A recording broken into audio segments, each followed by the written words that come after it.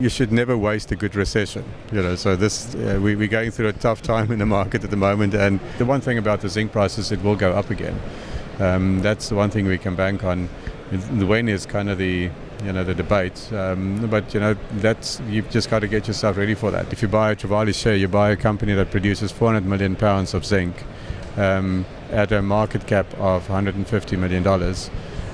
If you look at most juniors out there trying to sell a one project that have done some drilling and they've got an ore body, they need $400 million to build a mine. So you get 4 operating mines producing 400 million pounds for less than $150 million. That's in anyone's world, that's a steal.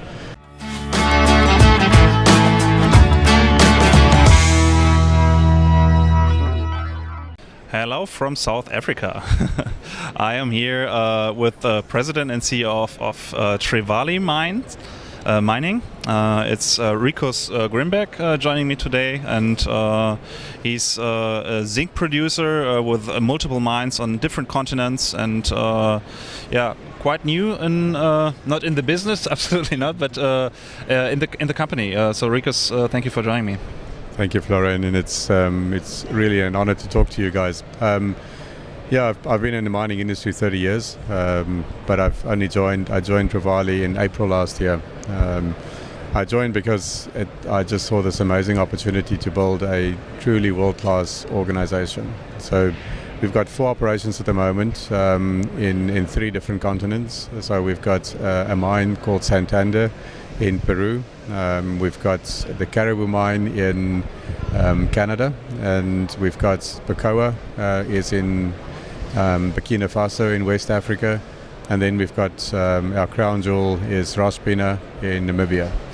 We produce about 400 million pounds of zinc a year, around $1, $2 all-in sustaining cost.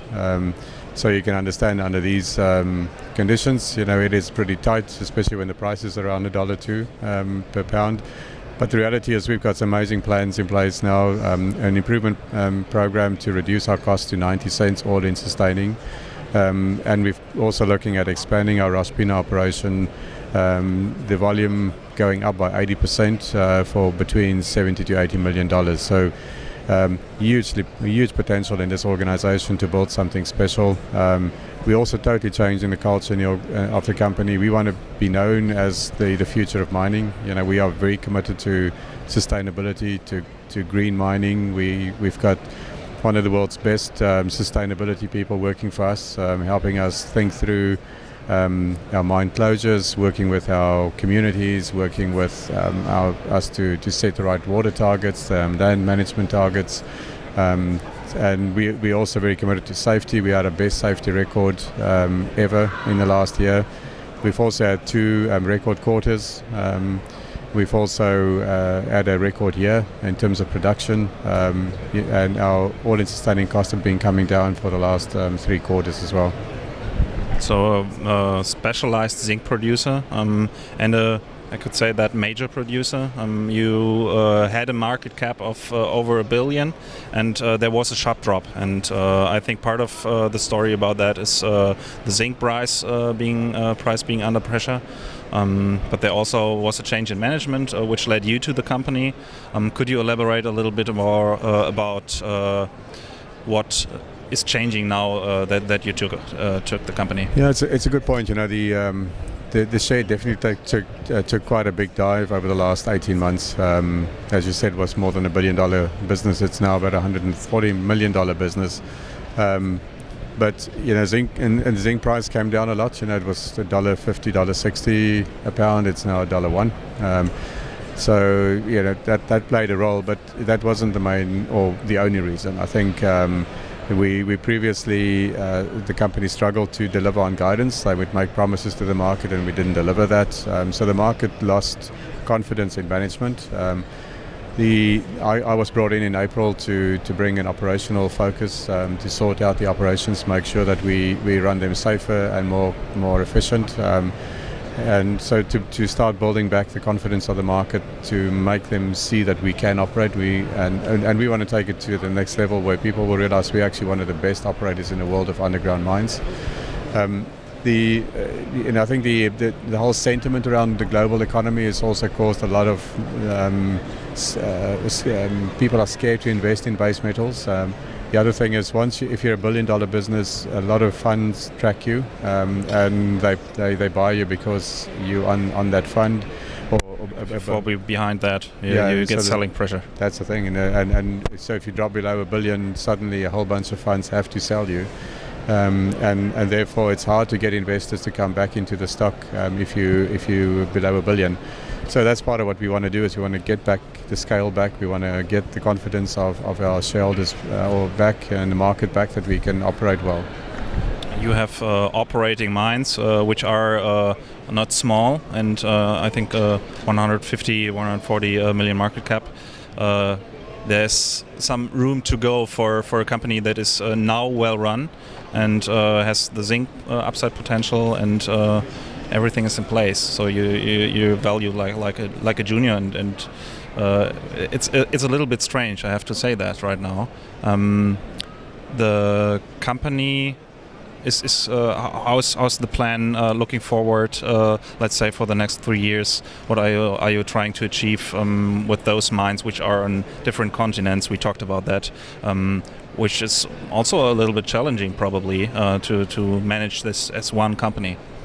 Yeah, that's it could be, but the thing is, we are building a mining platform, a cloud-based mining platform, where with operation centers, where we optimize and we design mines centrally.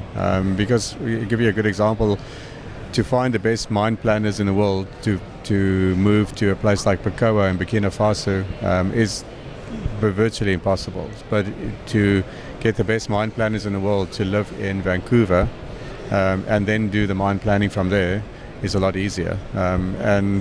But the other benefit is that mine planner can also plan the mine down in Peru, and also plans the mine in Canada and the one in Namibia. So one person or two people now plan 4 mines, where in the past you had to find 4 people living out in remote areas, being paid big salaries, because you got to make it worth their while to move out to those places. So that's part of why it's hard to run 4 operations on 3 continents if you try and run it in a traditional way. And we definitely are not a traditional company. We're building that platform. My view is that mining as a services platform will be worth billions in the future, because we're capturing data. We're starting to build digital twins of our operations. We are optimizing processing facilities. The beauty of our company is we got 4 underground mines with 4 processing facilities, and we mine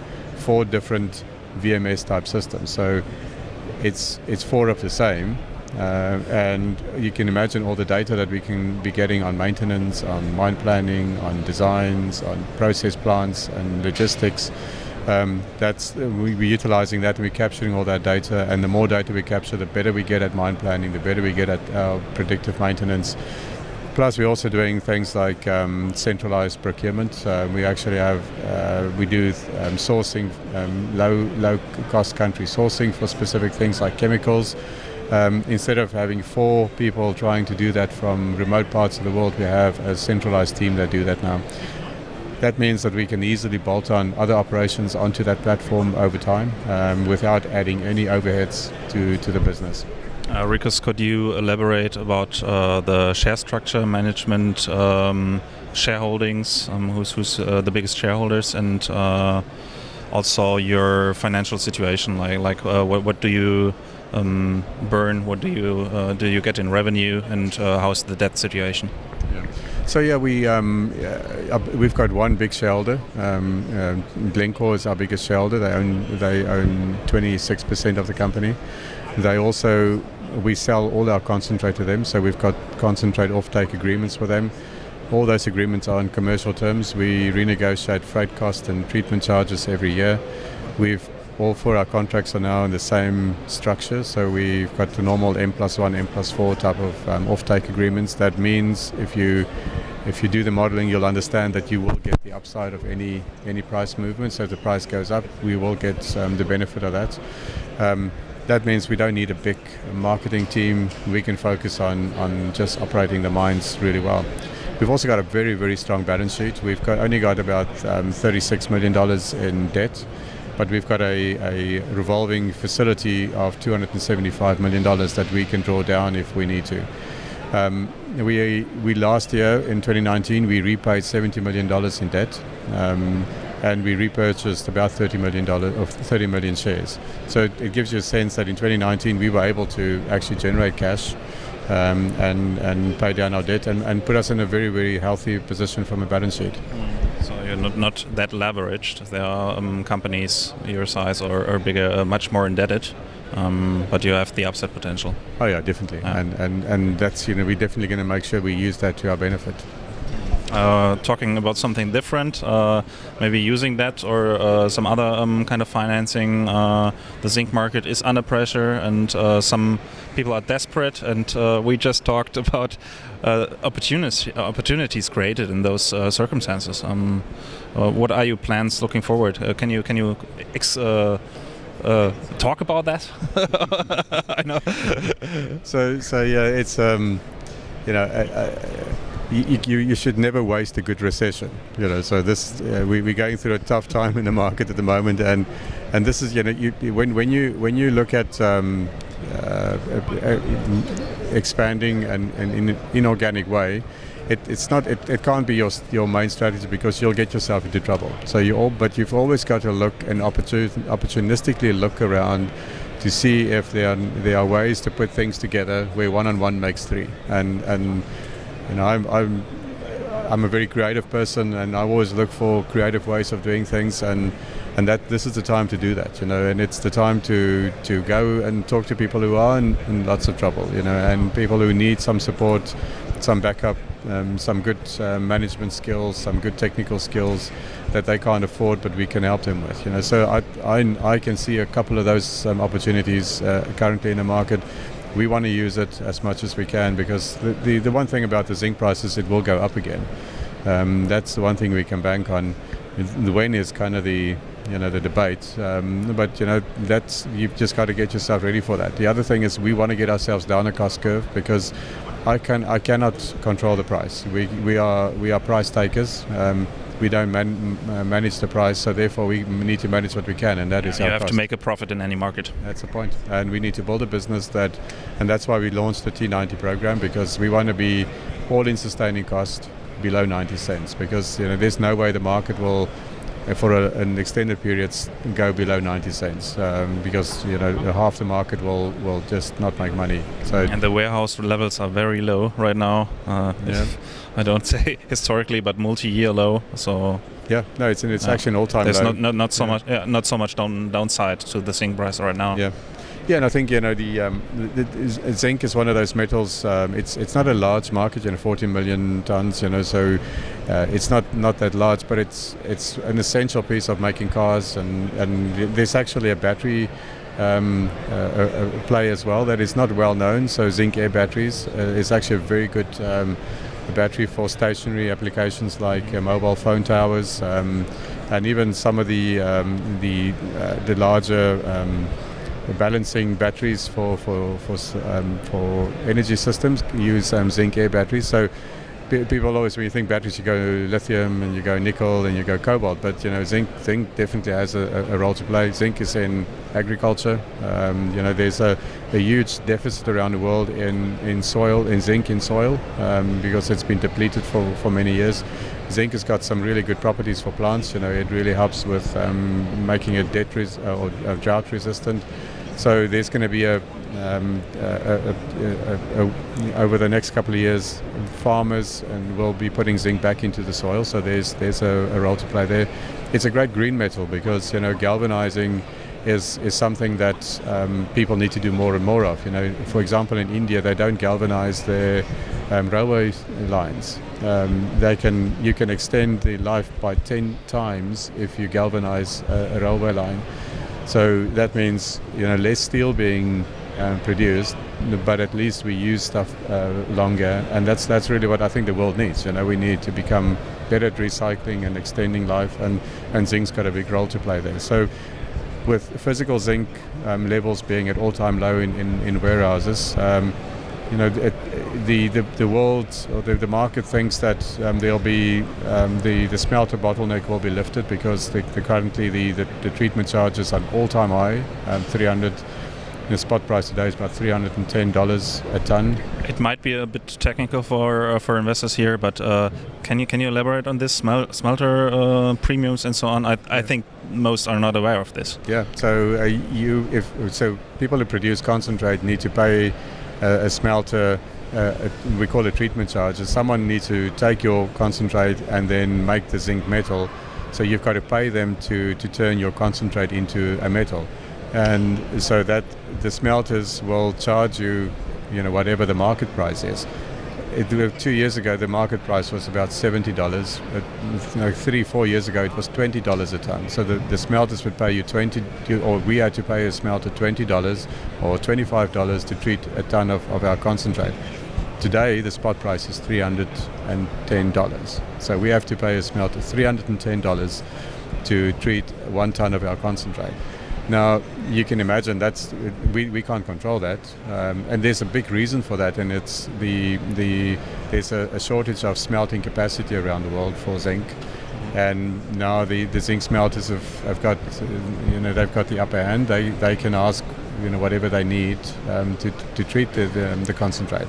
But you've got this double whammy happening at the moment where the zinc price have come down dramatically, and the treatment charges have gone up. So a lot of the miners have got zero margin at the moment.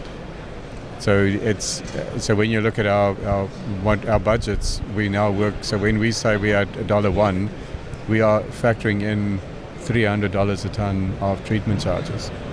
If you look at our cost performance this year, the difference between 2018 and 2019 treatment charges is about 7 cents a pound. So if we come out with a full year number of, say, $1.02 all-in sustaining, we actually, if you want to compare to the previous years, like 95 cents.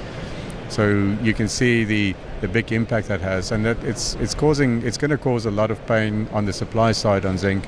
And as you said, if the physical metal is low, and there's a supply side impact, and demand is not going to be impacted dramatically because there's the agriculture, there's galvanizing, car manufacturing, all of those things still going. Somewhere the price is going to turn. Zinc prices absolutely have opportunity right now. To wrap it up, so investors interesting in the story.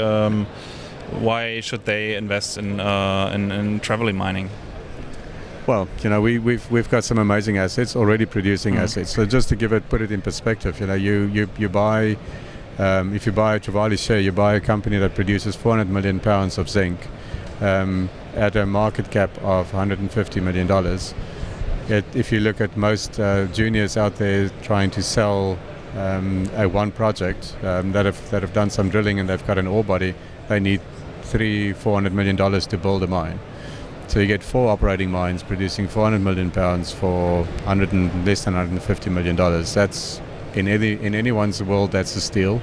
You've got a really passionate management team. You've got some of the best people in the world working for me or with me, and we've got some great plans on growing this business. And if you want to learn more about Trevali Mining, I will set some information below. So thank you, Ricus. Pleasure. Thank you very much. Have a good day. Cheers.